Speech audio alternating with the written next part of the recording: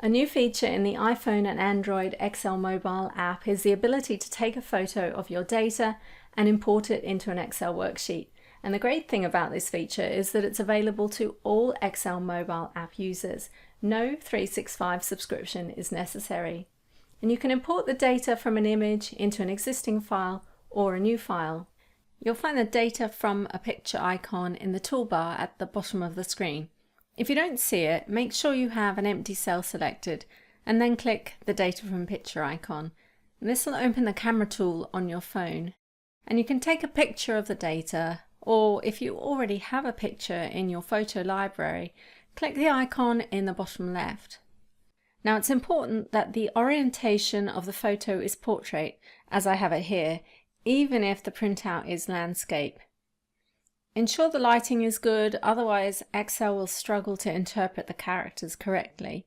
And when you're ready, click the button to take the photo. You can use the pull handles to select the area you want to import. And if your alignment is a little off, as mine is, you can also move the pull handles on the sides to correct it. And then click Done when you're ready. Excel uses AI to interpret the data, decomposing it into main building blocks. It generates grid candidates from bordered tables or, as in this case, from empty spaces between text. It takes a few seconds to process it, and then it presents you with the results for your review. The cells in red have been identified for review. Clicking on a cell highlights the section of the picture, and we can edit it and change it before loading it into Excel.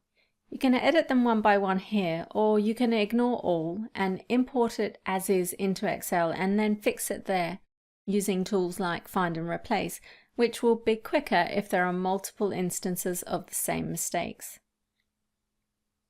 You can see Excel has had a hard time interpreting the British pound symbol in this photo.